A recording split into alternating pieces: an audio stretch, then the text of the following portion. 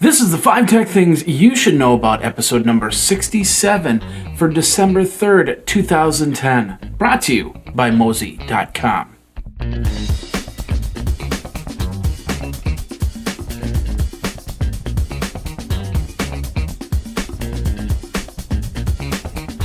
Welcome to the show. My name is Jeffrey Powers, www.tvazine with Association of Geekazine, brought to you on a whole host of different networks. Let's get right into your 5 tech things you should know about for this week. If you like the application Foursquare, you might really like this. The name of the site's called GetGlue. GetGlue, G-E-T-G-L-U-E.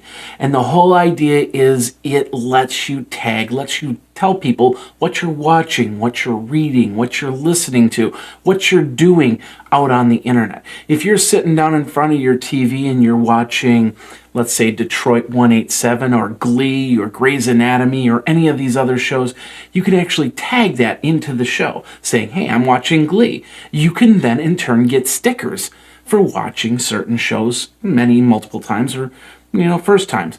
I watched Glee last night and I got the Mr. Shoe sticker, which was pretty cool. Now, if you've ever used Foursquare, you know that you're going to get badges, whereas GetGlue, you get stickers. I don't know if you're going to be able to get mayorships for anything out on GetGlue, but it's a new way for you to check into new services. It's also a way for a new way for some of these companies to start realizing what shows are popular, what shows aren't. Now, GetGlue you can get for your iPhone, you can get it for your Android, for your iPad, or you just simply log on to the computer and tell them what you're watching, what you're listening to, what you're reading.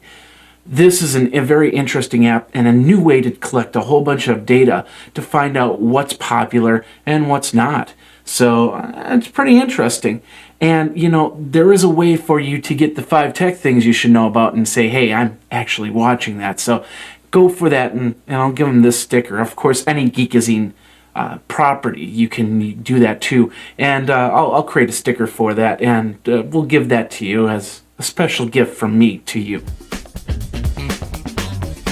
Speaking of watching stuff, YouTube has come out with a new feature on their site called YouTube Leanback. It basically takes up the whole browser with the video that you choose. Now, the search, it's basically just a search feature. You search for the show that you want to watch, and then you watch it.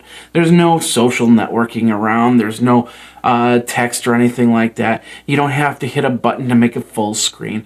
All you have to do is find the videos. They're fairly easy to watch, fairly easy to search for. You have to know exactly what you're searching for, but once you find it, you can go from there. For instance, when I typed in Geekazine, I could find all my videos. On a small little browser on the bottom there, I clicked on one of the videos, that disappeared, everything was in full screen. I could watch the video. I went back to the middle, clicked on the screen, and I could go back into the search and do that again. Pretty cool stuff and pretty easy for those of you who actually have browsers on your main screen TVs. So you don't have to sit there and highlight and then enlarge a file, the video, and then wait for the next video and then go hunt for the next video. It's all done in one little interface. Looks pretty cool. Now, I think this is also going to be YouTube's way of actually extending the video creation time to 30 minutes. One thing that I've been saying in the last few weeks is you don't treat your video cast like your podcast. People want a little bit more content. Therefore, you want to have a little bit longer show. 10 minutes is okay. 15 minutes is better, but a 30-minute show, somebody can actually sit down and lean back and actually watch the thing. And I think that's where YouTube is going to eventually go with this. Let's see what happens. I hope that's where they're going to go. You might be watching full-length shows off of YouTube. The other question is, will YouTube Leanback be a part of your over-the-top TV, such as your Roku, your Boxy Box, your Google TV, your Apple TV? Only time will tell on that if it becomes an application there. But for right now, lean back and watch what's on YouTube in a little different way. Our friends over at TechCrunch have noticed this little trend, and I have a feeling that some of these other websites are going to start seeing this as well. Chrome is overtaken as the main browser going to the site. Now, up until today, Firefox was the main browser that people got to TechCrunch using. Now it's Chrome. Chrome has taken up 27.8%, which is not that much. I mean, it's a quarter of the pie, but it's definitely a dominant market. Now, Internet Explorer, as you can see on this thing, Safari takes 20.42%, Firefox takes 27.67%, IE Internet Explorer only takes 15%, and then 6% to some of these other ones, like the KDEs, like the Operas, and so on and so forth. Things might change and games might change now that the newer versions of the browsers are coming out very, very soon. Internet Explorer coming out with Internet Explorer 9, Firefox 4 coming out. Of course, Chrome will always be updated. You won't know that it gets updated, it's just updated. And maybe that will be a feature that a lot of you like and a lot of you will really accept. The real question is, how are you getting your browser? Are you choosing your browser, or is it something that just shows up and you decide to start using it? Now, back in the early 90s, when people decided to use a home page for the browser, for example, Yahoo was always there. Yahoo was always trying to become the home page. So when it had that guerrilla marketing going, it became the dominant home page in the late 90s to early 2000. The same thing happens here. You install a piece of software, it says, hey, why don't you install Chrome as well? Hey, why don't you install Firefox as well? And then start using these alternate browsers as opposed to Internet Explorer. That's where the browser wars really start to heat up. So the real question is, will you be continuing with Chrome? Will you switch to IE? Will you switch to Firefox 4? Of course, you can let me know by emailing me at geekazine@gmail.com or contacting the hotline at 608-205-4378. Wow, WikiLeaks is at it again.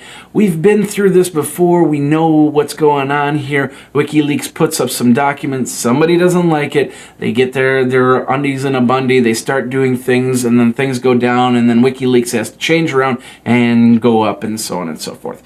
This time, it was what was called the Mammoth Collection of Confidential U.S. State Department's Diplomatic Cables. Just documents from the U.S. that the average user probably won't want to see or anything like that. WikiLeaks put them all up there. Senator Joe Lieberman said, hey, WikiLeaks needs to go down. This is not right. Amazon agreed. They decided to take WikiLeaks off of their cloud servers.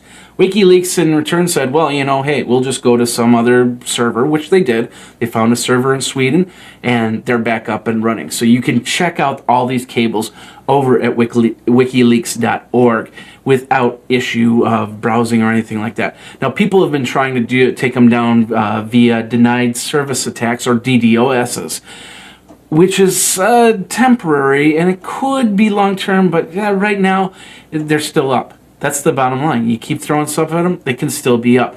There's a lot of legal issues. They're wondering, how they can get these guys and extradite them and get them to the United States and put them on trial. Bottom line is, I don't know if that's going to happen anytime soon. In the meantime, a lot more documents will be showing up on WikiLeaks, which is going to really be helpful to the consumer than hurt the consumer, I would think. I don't go up to WikiLeaks myself. There's too much stuff that I have to do without having to look at conspiracy theories. If anybody else wants to check it out, it's over at wikileaks.org. And we'll see what happens here. But the big thing is, even if they do take WikiLeaks down, somebody else will pop up with something similar. You just can't win on that case. 15% off. 15% off. Use that code GEEK. Now until the end of the year, you only have a month left to use that code GEEK to get 15% off. Then it goes back to 10%. Back up now, back up often, back up offsite with mosey.com. Set up your computer, $4.95 a month to back up your pictures, back up your documents, back up your life offsite onto secure servers. You can even back up to an on-site hard drive. So if you do have a problem with your computer, or you get a brand new one this holiday season, you can bring all those files back without issue. That's the power of mosey.com. I said it now, I'll say it again. Back up now, back up often, back up offsite and onsite with mosey.com. And don't forget that code GEEK. Get you 15% off now until the end of the year. All right, one of the big news stories of the week is the FCC and their new version of the net neutrality plan. Julius Janikowski came up with this idea. And basically, yes, the idea means that people that use the internet a little bit more are going to pay a higher price. And I kind of agree with that. After all, the cable companies are pushing internet, and if you're using more of the bandwidth, they have to pay for it somehow. We don't want them to go bankrupt, or else we won't have any internet. I don't mind paying an extra $5, $10 a month for an unlimited connection, more connection that I can use, because then I can use it and I can get you content. I'm a high internet user. I have a Roku box. I have more than one computer.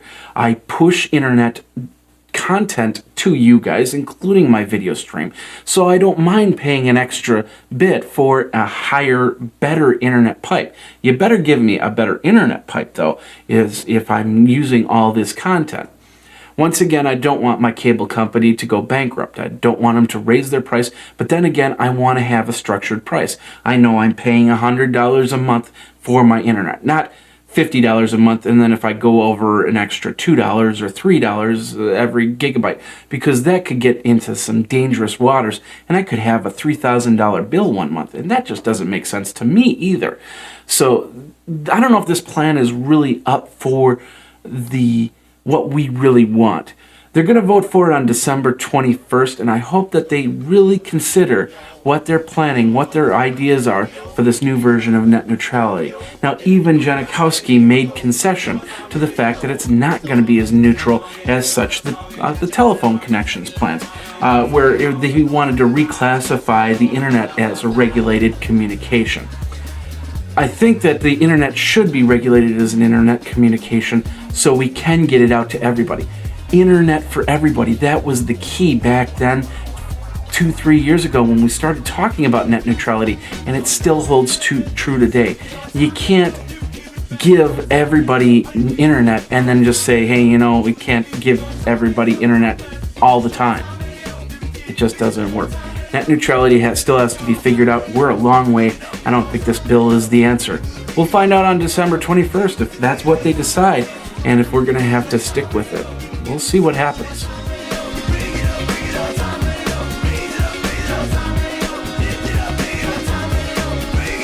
And that's your 5 tech things that you should know about. My name is Jeffrey Powers, www.geekazine.com. If you have any questions or comments on this show or anything, please email me at geekazine@gmail.com or call the hotline at 608-205-4378. Thanks a lot for watching. Thanks a lot for listening. My name is Jeffrey Powers, and until next week, you guys have a great weekend, and we'll see you next time on the 5 tech things you should know about. Take care.